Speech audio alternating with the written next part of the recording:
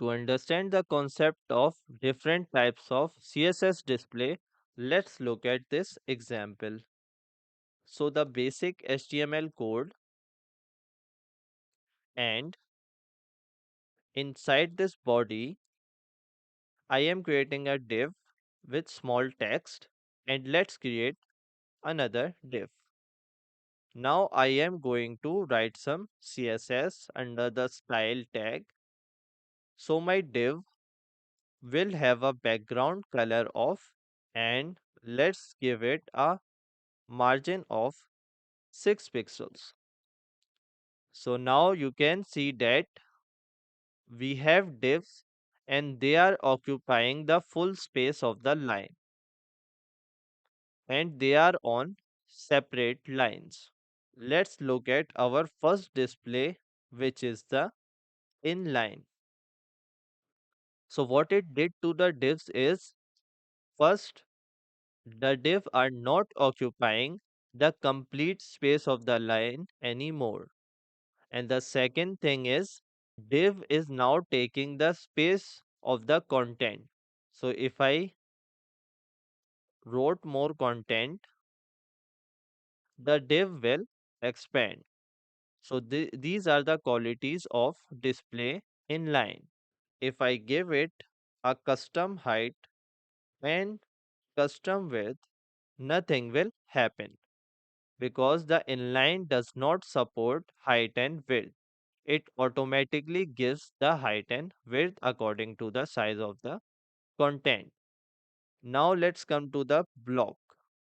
So this is the default quality of div. So even if I didn't write this block, it will still be a block. So now the qualities of the block, it occupies the complete space and it does not let anyone share its space.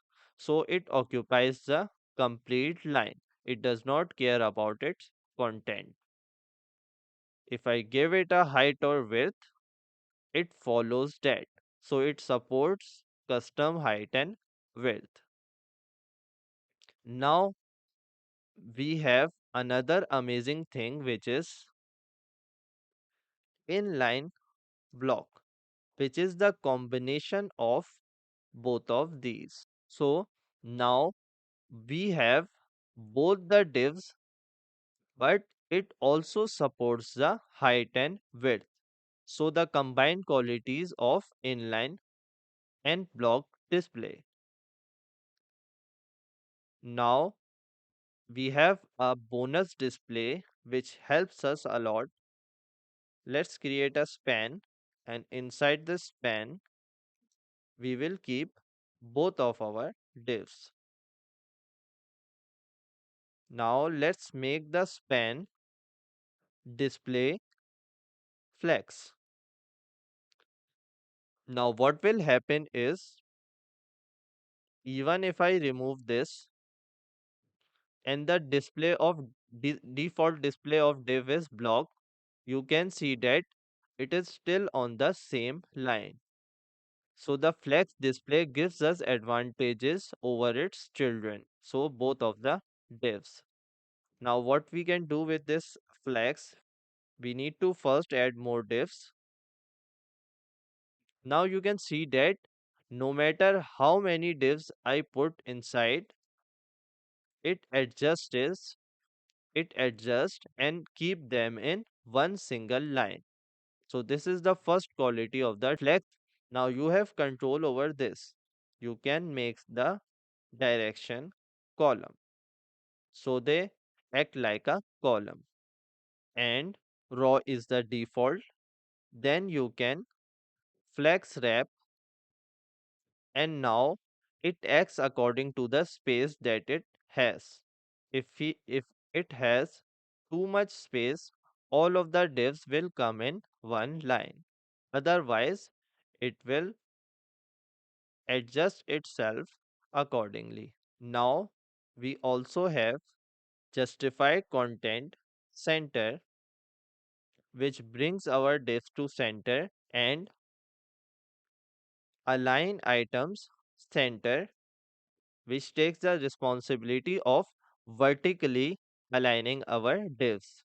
But it's not happening. Why?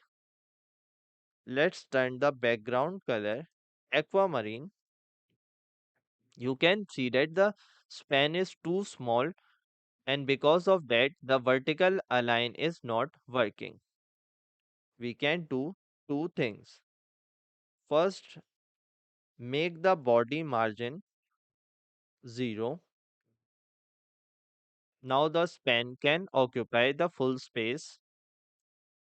Turn the height of span to 100 view height and its width to 100 view width, so VW. Now the span occupies the full page and our divs are in complete center. So both of these two things are doing that. So this is the power of Flexbox. So this is all for the video. Thanks for watching and do subscribe to the channel. See you next time.